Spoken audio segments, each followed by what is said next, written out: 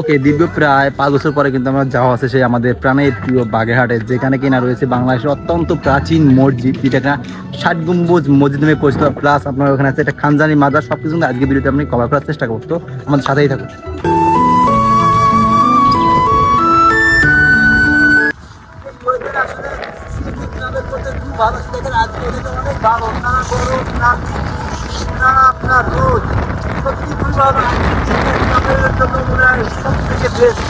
এই সুন্দর রাস্তা দিয়ে কিন্তু আমরা হাঁটি হাঁটি পা পা করে কিন্তু এগিয়ে যাচ্ছি আমাদের সেই ডেস্টিনেশনের দিকে। খুবই সুন্দর জায়গা, দেখেন চারপাশটা কত সুন্দর। আপনি যদি লাইফে কোনো কিছু অ্যাচিভ করতে চান, আপনি যদি আপনার লাইফে দুঃখ কষ্ট বা আপনি যদি আপনার লাইফে শান্তি চান, তাহলে কিন্তু আপনাকে সুন্দর সুন্দর জায়গায় ট্রাভেল করতে হবে। কারণ আপনি ট্রাভেলের মধ্য দিয়ে ট্রাভেল করবেন একটা বিনোদন প্রবাহ, একটা শিল্পপার ডিপ্রেশন থেকে একমাত্র উপায়। আমরা কিন্তু অলমোস্ট চলে আসছে আপনার ষাটগুণ মসজিদের কাছে। আমার এই পাশে 2 কিলোমিটার পরে কিন্তু ষাটগুণ মসজিদ। তো ষাটগুণ মসজিদ যাওয়ার আগেই কিন্তু আমরা যে খানজানির মাজার আছে সেইটা ভিজিট করবো, দেন কিন্তু আমরা ষাটগুণ মসজিদ যাবো। এই এলাকাটা কিন্তু অসম্ভব সুন্দর, বিশেষ করে দেখেন রাস্তাটা দেখেন অসম্ভব সুন্দর, 2 কাঠের গাছ মাঝখান দিয়ে সরু রাস্তা, খুবই ইন্টারেস্টিং, খুবই চমৎকার রাস্তা, সত্যি খুবই ভালো লাগছে। সো দেখেন চলে আসা আমাদের বাগেরহাটের দৃষ্টিনন্দন সুন্দর একটা ব্রিজ রয়েছে।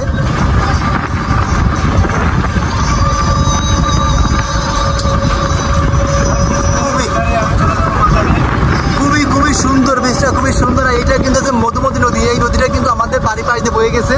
এই দেখেন অপূর্ব সুন্দর মধুমতি নদী, বাগেরহাটের সেই বিখ্যাত নদী। আর এই নদীর মাছ কিন্তু বেশ সুস্বাদু।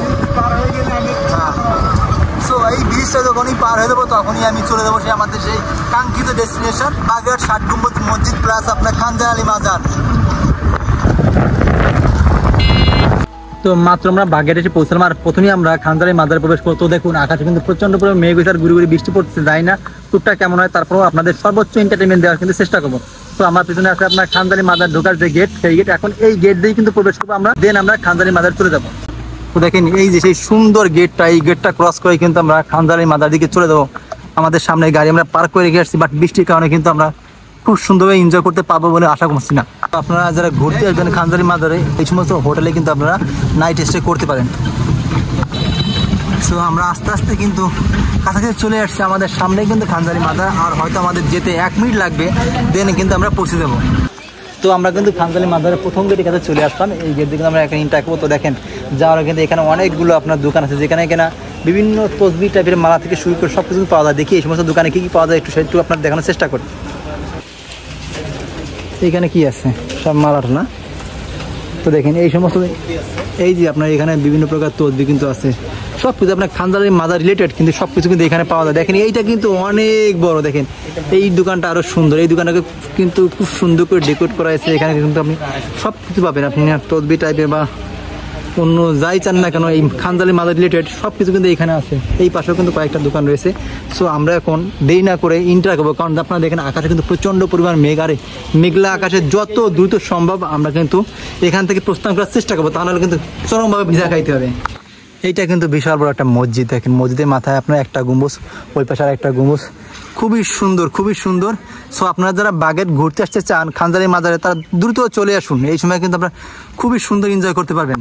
তো আজকে ওয়েদারটা কিন্তু খুবই সুন্দর। আপনার একটু আগে বৃষ্টি হয়ে গেছে, এখন পরিবেশটা একদম শান্ত সৃষ্টি হয়ে গেছে। আর এই শান্তশিষ্ট পরিবেশে খানজানি মাজারটা ঘুরে কিন্তু বেশ মজা হবে। আর সব থেকে বড় কথা, সেখানে কালাপাড় ধলাপাড় নামে 2টা কুমির আছে। আমরা দেখবো যে আসলে সেই কুমির দুটা দেখতে পাই কিনা। আজকে ভিডিওর মধ্যে যদি আমরা কুমির দেখতে পাই, তাহলে অবশ্যই আপনাদের দেখানোর চেষ্টা করব।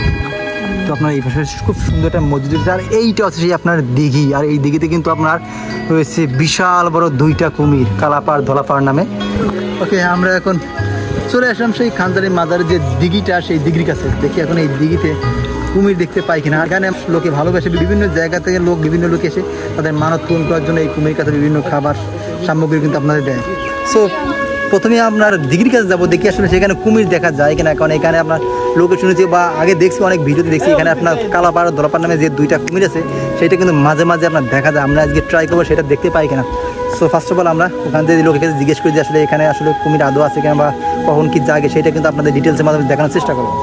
দিঘিটা কিন্তু বেশ বড়, দেখছেন কত বড় দিঘি, বিশাল বড়, মনে হচ্ছে 20-30 বিঘা নিয়ে এত বড় একটা দিঘি আমি জীবনে দেখি নাই। যাই হোক, এনাদের কাছে জিজ্ঞেস করি। ওকে, আর দেখেন আপনার বর্ষার মৌসুম হয়, পানি কিন্তু একদম কিনারা পর্যন্ত চলে আসছে। খুবই সুন্দর দিঘি। কয়টা কুমির আছে আপনার এখানে?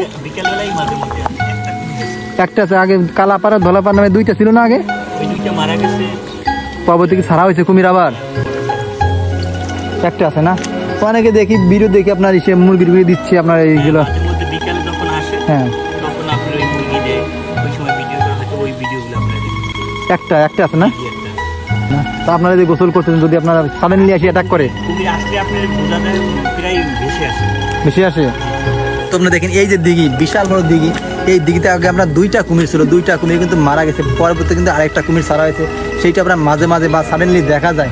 অবশ্য আরও দুইটা কুমির ছাড়ার পরিকল্পনা কিন্তু এখানে চলছে। তো আরও দুইটা কুমির যদি ছাড়ে তখন কিন্তু আপনার কুমির সংখ্যা 3টা। যাই হোক, দেখা যাক। এখন কুমির আমরা দেখতে পাই কিনা, আমরা কিন্তু ওয়েট করবো যে আসলে কুমির আমরা দেখতে পাই কিনা। আচ্ছা, দিঘিটা খনন করা আছে কত সালে ভাই নেন আপনি?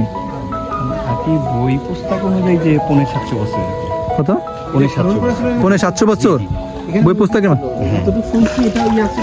এখান থেকে মক্কা দেখা যায়, তো সেখান থেকে এটাও মিথ্যা কথা। হ্যাঁ, এটা মানুষের বানানো। ওকে, এখানে ওই এটা 60 গম্বুজ বলতো যে ওইখানে বইসা নাকি হযরত মুহাম্মদ সাল্লাল্লাহু আলাইহি এবং শাহজালাল লাগছে নাকি এই কসলো ওনার চূড়া। না, এটা হচ্ছে মিথ্যা। ওই যে খানজাহান আলীর যে এইটা আপনার 60 গম্বুজ, যেটা ওইখানে বইসা মানুষ বলতো যে নাকি মক্কা মদিনা দেখা যাইতো, পরবর্তী বলছে ডাবাই দিছে, এইসব বানানো। সো আমরা একটু এলাকাটার চারপাশে ঘুরে দেখি আসলে কেমন। ঠিক আছে, তো এই পাশে কিন্তু কয়েকটা স্ট্রিট ফুড আছে। আমরা এখানে যত সব স্ট্রিট ফুড পাওয়া যায় সবগুলো কিন্তু ট্রাই করবো, এক এক করে সবগুলো ট্রাই করার চেষ্টা করবো। এখানে কি চান আছে? স্পেশাল কোনো কিছু খাবার নেই আপনার এখানে? স্পেশাল টাইপের কিছু খাবার তৈরি করা দরকার ছিল। সব ঝালমুড়ি। ও এখানে আপনার চুই জলের আছে না? চুই জলের ছোলা ভুনা, চানাচুর। আচ্ছা, দেখি আমরা সম্পূর্ণ এলাকাটা ঘুরি, তারপর দেখি এখানে কি আছে। মাঠা, ঠান্ডা মাঠা। আর ওই পাশটা একটু দিয়ে দেখি ওই পাশে কি আছে। তো আমার পিছনে দেখেন এইটাই আছে আপনার সেই খানজাহান আলী মাজার, আর পিছনে আছে আপনার খানজাহান আলী মাজারের সেই দিঘি। সো আমি এখন মাজারের ভিতরে এন্ট্রি করবো, দেখি আসলে মাজারটা কেমন।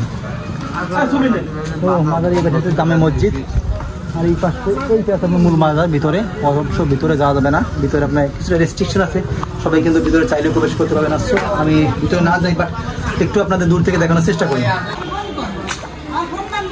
ওকে, ঠিক আছে। এইটা আছে আপনার মাজার, আর ভিতরে একদম। হ্যাঁ, ভিতরে সাজাবে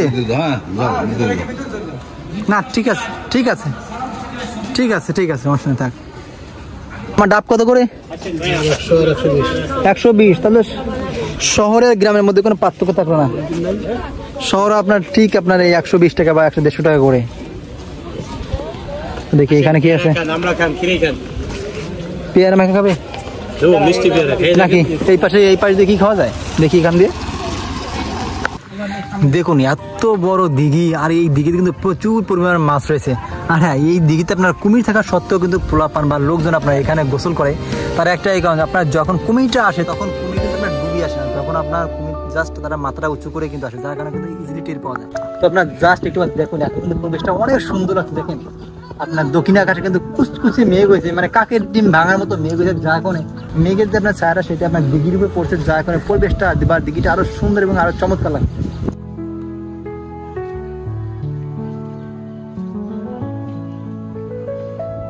তোমরা যে এত আসলাম ঘুরতে, তোমাদের কেমন কি লাগছে? ফিলিংসটা শেয়ার করবা না? খুবই ভালো লাগছে, আমার কাছে অনেক সুন্দর লাগছে যে আমি অনেকদিন পর আবার ঘুরতে আসছি। অনেক সুন্দর আকাশে কিন্তু প্রচন্ড মেঘ, যে কোনো মুহূর্তে বৃষ্টি চলে আসতে, সব বৃষ্টির আগে এখান থেকে প্রস্থান করা কিন্তু আমাদের খুবই দরকার। তো আমরা পাতলা স্ট্রিট খেয়ে কিন্তু আমরা এখান থেকে এইটা কি গাছ?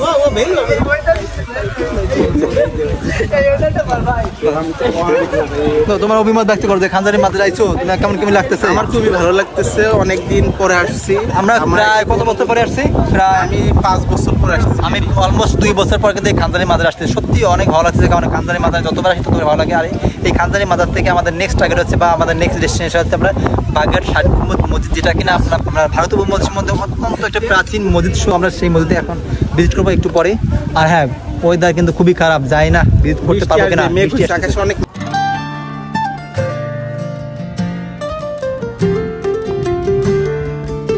প্রতিটা ব্যাচে আপনি ঘুরতে আসলে এমন কিন্তু বন্ধু থাকবে যাদের ছবির ঠেলায় আপনি ঘুরতে পাবেন না। সো আমার একটা ফ্রেন্ড আছে দেখেন, সে কিন্তু যেখানে যায় তার 3 থেকে 400 ছবি না হলে হয় না, সে যেখানে ঘুরতে যায় তার জন্য ক্যামেরা কিন্তু আমরা একটা ফিক্স থাকে। সো দেখেন আজকেও তার ব্যতিক্রম নেই, আজকেও কিন্তু সে অলমোস্ট 3 থেকে 400 ছবি কিন্তু তুলে ফেলছে।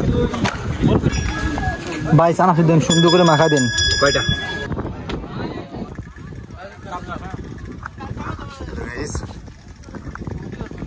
চলেন একটু, ভাই চানাচুর খাচ্ছে, ভাই একটু বিরতি আছে, আমার মামা বাইক নিয়ে। তো দেখেন এখন কিন্তু প্রচণ্ড লেভেলে বৃষ্টি হয়েছে, আর আমরা কিন্তু অলরেডি খানজানালি মাজার পরিদর্শন করছি। এখন আমরা 7 গম্বুজ মসজিদের দিকে যাব, কিন্তু আসলে এই বৃষ্টিতে কীভাবে যাবো সেই জন্য আসলে অনেকটা কনফিউশন আছে যে আসলে বৃষ্টিতে আদৌ আমরা আজকে 7 গম্বুজ মসজিদ ভিজিট করতে পারবো কিনা, সেইটা নিয়ে আমাদের সমস্যা আছে। যাই হোক, অপেক্ষা আছে, দাঁড়িয়ে আছি, জানি না কখন বৃষ্টি থামবে। সব বৃষ্টি থামলেই কিন্তু আমরা এখান থেকে প্রস্থান করবো, এখান থেকে মুভ করবো, দেন কিন্তু আমরা 7 গম্বুজ মসজিদটা ভিজিট করে আজকের মতো আমাদের যাত্রা এখানে শেষ করবো।